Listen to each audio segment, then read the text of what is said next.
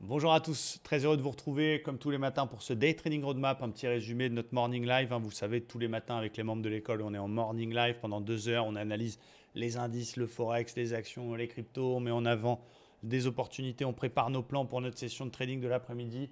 On bosse dur et je vous fais ce petit résumé comme tous les matins sur la chaîne pour les plans DAX, Nasdaq et Dow Jones. Les indices donc, qui sont toujours, à mon humble avis, on va commencer par le DAX, dans une forte tendance très très haussière, même si on voit des petits signes un petit peu d'essoufflement. Il y a de la mèche, il y a de la toupie, ça corrige un petit peu du côté du DAX, mais bon voilà, c'est haussier. Ça va être miro pour dire que c'est vendeur, mais attention quand même, on a une sorte d'étoile du soir un peu bizarre ici. Est-ce que la bougie d'hier est crédible, sachant que c'était férié aux États-Unis? Je ne suis pas certain.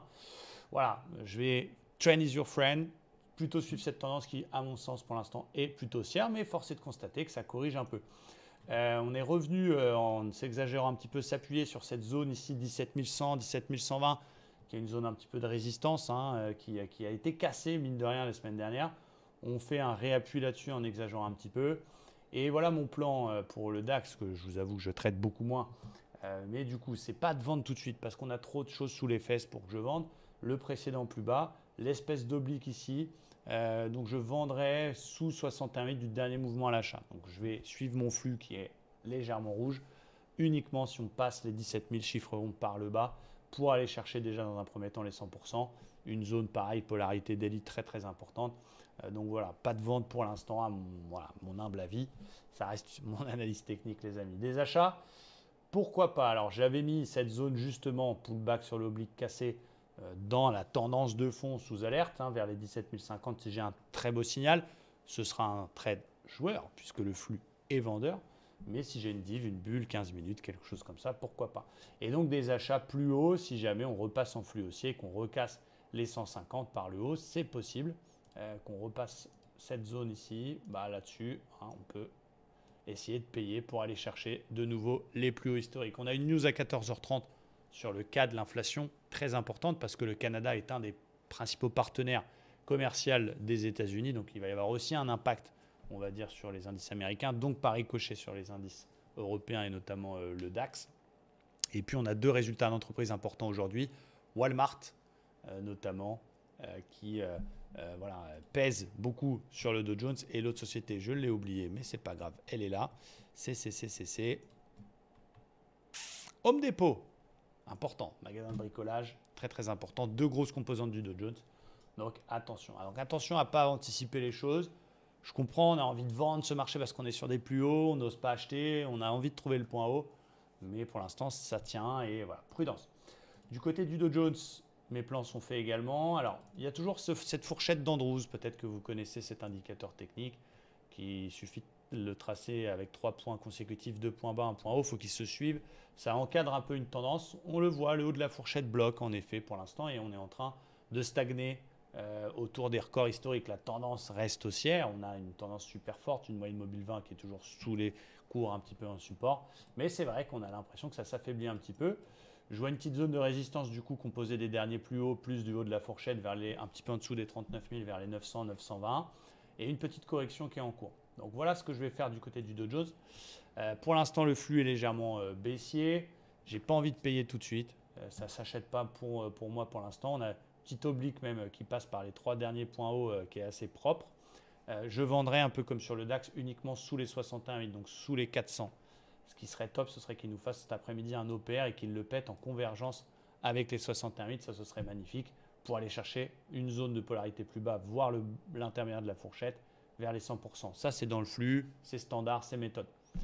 Je vais aussi surveiller cette dite zone 61,8 qui est ce que j'appelle une golden zone, ce retracement, parce que je peux, sans biais, si on vient chercher cette zone-là, qu'on ne casse pas les 61,8 et que là-dedans j'ai un super signal type divergence, W, bulle, je peux aussi acheter à contre-flux, mais il faut que le signal il soit indiscutable et que j'ai un beau ratio.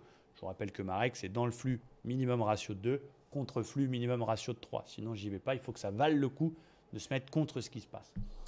Et plan numéro 3, c'est il va ni chercher les 61,8 ni la golden. Il repasse par le haut, il casse son précédent plus haut, il pète les 740.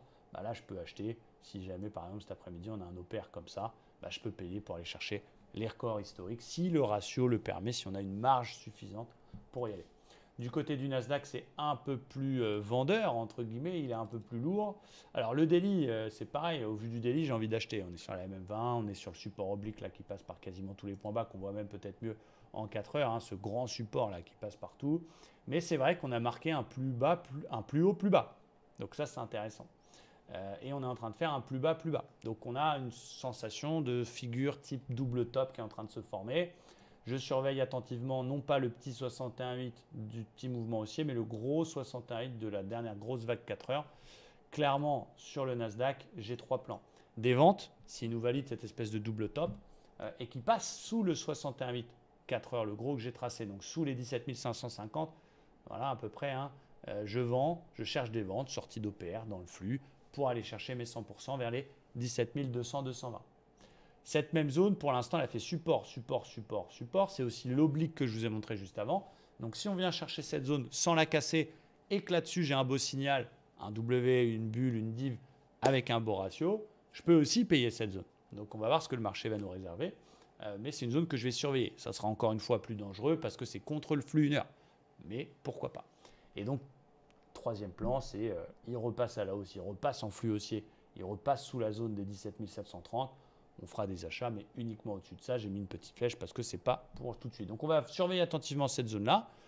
Je n'ai pas de biais. La tendance de fond, elle est haussière. Donc, je serai à l'aise dans un achat si j'ai un très beau signal dans la zone support. Le flux, pour l'instant, est baissier. Donc, si on casse ce dit support, je peux essayer de chercher des ventes jusqu'au 100%. Voilà. Mais prudence, encore une fois. Voici mes plans pour la journée. On va appliquer ce que le marché nous donne. On fait ça en direct, tous les jours. Qu'il vente, qu'il neige, qu'il pleuve, de 15h15 à 17h, 18h. Et puis, j'espère que le marché va nous faire plaisir aujourd'hui pour nous donner des beaux setups. Merci à tous. Très bonne session, bon appétit. Et à cet après-midi pour les membres de l'école. Ciao, bye bye.